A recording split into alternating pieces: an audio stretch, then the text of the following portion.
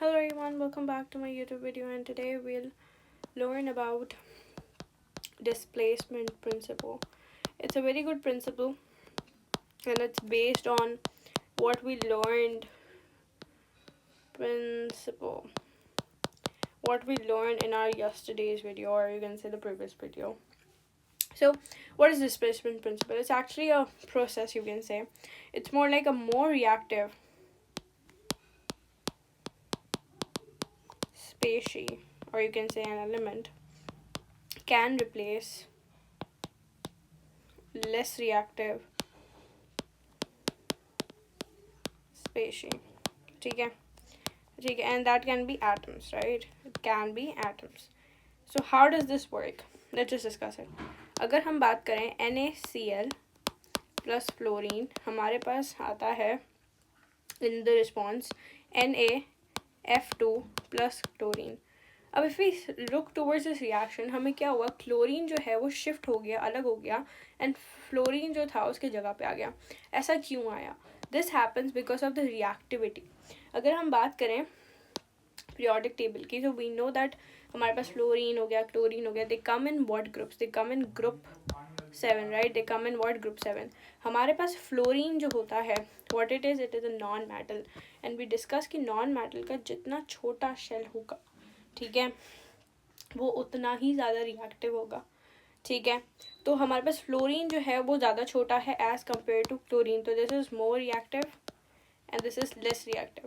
सो हमने क्या पढ़ा डेफिनेशन में कि more reactive species can replace the less reactive. So what happens है कि the chlorine got replace by fluorine and वो क्लोरीन अलग हो गया. ठीक है, तो instead of chlorine we will get fluorine because of reactivity. So that's what displacement principle gives us. Let's just take one more example about displacement principle. It's very important. You'll get a lot of questions regarding this in your exam as well. So for example, NaCl plus potassium equals to KCl plus Na.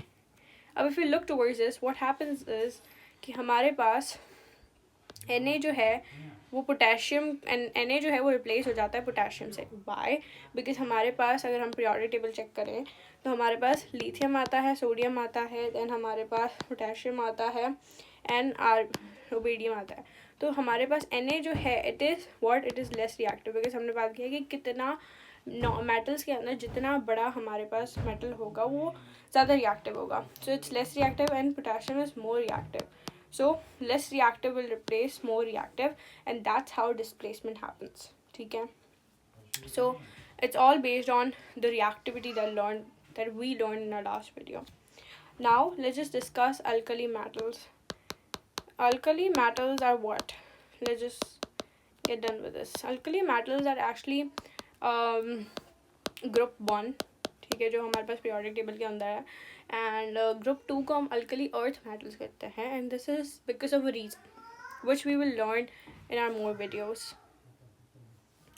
So alkali metals are something that actually forms +1 charged ions. It actually forms +1 charged ions.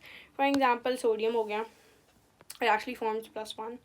They are very soft and they're kind of very soft, and you can say they are silvery होते हैं ये लोग, और ये solid भी होते हैं हमारे पास. उसके बाद इनकी लो डेंसिटी होती है. ठीक है, इनकी क्या होती है? लो डेंसिटी होती है. They have also low melting point. अब हमने पढ़ा था कि हमारे पास कुछ मेटल जो होते हैं, हमने मेटालिक बॉन्डिंग कर पढ़ा कि they have very good bonds, पर हमारे पास इनकी कम क्यों? इनकी इसलिए बिकॉज भाई हर एक टाइप ऑफ मेटल में फ़र्क होता है and they are very quite different. ठीक है, if we discuss this more right now we will know that कि हमारे पास ये रिएक्ट कर जाते हैं कोल्ड वाटर के साथ. अगर रिएक्शन करो तो they react well. They have low melting points, they have low density, which means they have week intermolecular force as compared to other metals, or you can say transition metals. They're kind of very soft, they're silvery, and they form +1 charge ions. So this is something that you should know about alkali metals. Then we have halogens. ठीक है, halogens are actually group 7. ठीक है, जिसके बारे में हमने अभी discuss किया था. ग्रुप 7 जो होते हैं ये क्या करते हैं? फॉर्म करते हैं -1 आयन. ठीक है, ये हमारे पास नॉन मेटल्स होते हैं, ये मेटल्स होते हैं. ठीक है, ये नॉन मेटल्स होते हैं, इनका लो मेल्टिंग पॉइंट होता है और बॉइलिंग पॉइंट होता है। ये डायटोमिक होते हैं।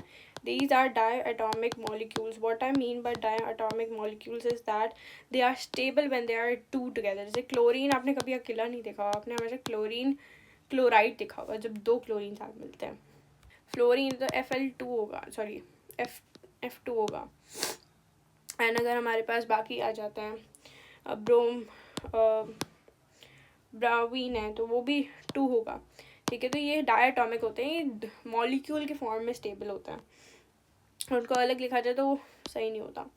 और ये गैस इनके जो डाउन द टेबल ये गैस टू सॉलिड बनते जाते हैं। ये कैसे होता है अभी पढ़ाते हैं। उसके बाद ये एसिडिक सॉल्यूशंस बनाते हैं। ठीक है, अब डाउन द ग्रुप हमने बात की कि ये डाउन द ग्रुप डेंसिटी भी इंक्रीज होती है इनकी, कलर भी होता है, एंड विद इन दैट ये स्टेट भी चेंज करता है। जैसे कि हमारे पास फ्लोरीन है, इसका कलर होता है पेल येलो। ठीक है, फिर हमारे पास क्लोरीन है, इसका येलो और ग्रीन होता है समथिंग, कुछ भी कर लें आप। And then we have bromine, bromine जो रेड होता है और या हम इसको कभी ब्राउन भी बोल देते हैं। And then we have iodine, iodine is actually grey black, and if we see it right now we know that कि येलो से लेके येलो ग्रीन फिर रेड एंड ब्राउन, तो ये down the group it's like colour change कर रहा है, इसकी डेंसिटी इंक्रीज होती है और इसका स्टेट भी बदला है। ये गैस है और ये सॉलिड है। ठीक है, so the down the group इनकी बहुत सारी प्रॉपर्टीज चेंज होती है। So that's all about the periodic table chapter, we completed it in this video. There are more things that we'll discuss further in my video, so that was all about today's video. I hope you liked it. It was very simple, and if you guys have any questions you guys can ask me in the comment section. Thank you.